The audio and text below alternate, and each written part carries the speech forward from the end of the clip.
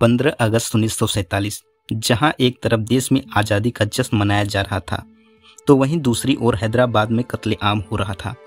रजाकार का मुखिया कासिम रिजवी अपने भड़काऊ भाषणों से भारत के खिलाफ आग उगल रहा था और उसके रजाकार खुलेआम हिंदुओं को मार रहे थे। पूरा हैदराबाद हिंसा और नफरत की आग में जल रहा था। सिर्फ हैदराबाद ही नहीं, हैदराबाद से सटे हुए भारत के अन्य इलाकों में भी रजाकार ने आतंक मचा रखा था। हैदराबाद से गुजरने वाली हर ट्रेन को रोककर पैसेंजर्स को लूटा जा रहा था, महिलाओं के साथ अत्याचार किया जा रहा था और लोगों को बेरहमी से मारा जा रहा था। हैदराबाद की अफरा तफरी बस यहीं तक सीमित नहीं थी, बल्कि हैदराबाद के निजाम मीर उस्मान अली खान हैदराबाद को एक अलग मुल्क बनाने की जिद पर इस कदर अड़े हुए थे कि उन्होंने भारत से लड़ने के लिए पाकिस्तान और कई देशों से हथियारों को इंपोर्ट करवाना शुरू कर दिया था। हैदराबाद के हिंदू इस दौरान सबसे ज़्यादा सफ़र कर रहे थे। हिंदू मेजोरिटी होने के बावजूद भी निजाम और रजाकार के जुल्मों को सहने के लिए मजबूर थे। वहीं भारत सरकार हैदराबाद को शांतिपूर्ण तरीके से भारत में जोड़ने के लिए कई प्रयास कर चुकी थी, लेकिन सभी प्रयास नाकाम ही रहे थे।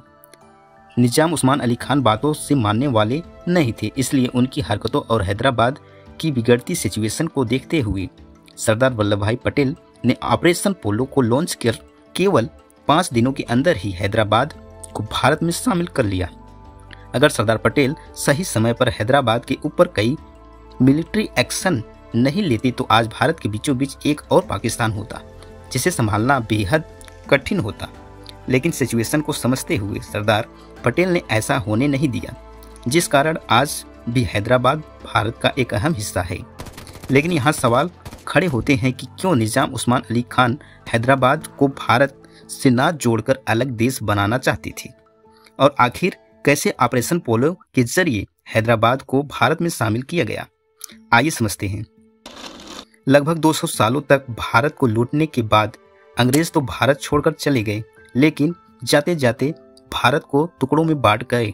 ब्रिटिशर्स और माउंटबेटन प्लान और रेड क्लिफ लाइन के जरिए भारत को हिंदू एंड मुस्लिम मेजोरिटी के आधार पर 2 हिस्सों में बांट दिया।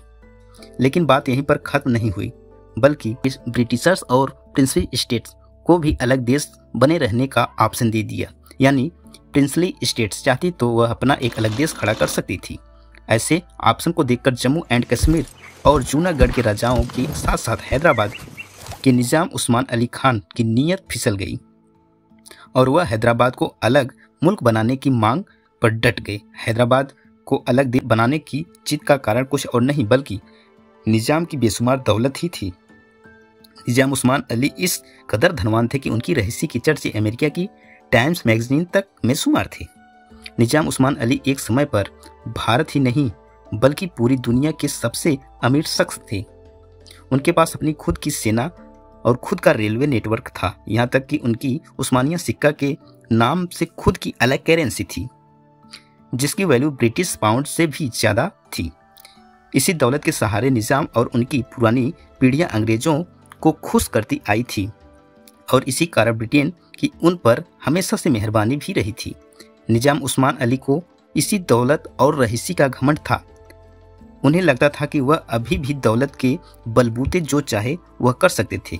दौलत और सत्ता के नशे में निजाम उस्मान अली इस कदर चूर थे कि उन्हें जनता की पुकार भी नहीं सुनाई दी। हैदराबाद की जनता सिर्फ निजाम के गुरूर और मनमाने के शिकार नहीं थे, बल्कि उन पर सबसे ज़्यादा जुल्म ढाए का काम निजाम के रजाकार कर रहे थे। रजाकार वह फौज थी जिसकी मकसद 80% पर से ज़्यादा हिंदू मेजोरिटी वाले हैदराबाद में जोर जबरदस्ती से निजाम के सिंहासन को कायम रखना था। आज़ादी के समय इनकी कमान कासिम रिजवी के हाथ में थी, जो मजलिस ए इत्तेहादुल मुस्लिमी पार्टी का प्रेसिडेंट भी थे।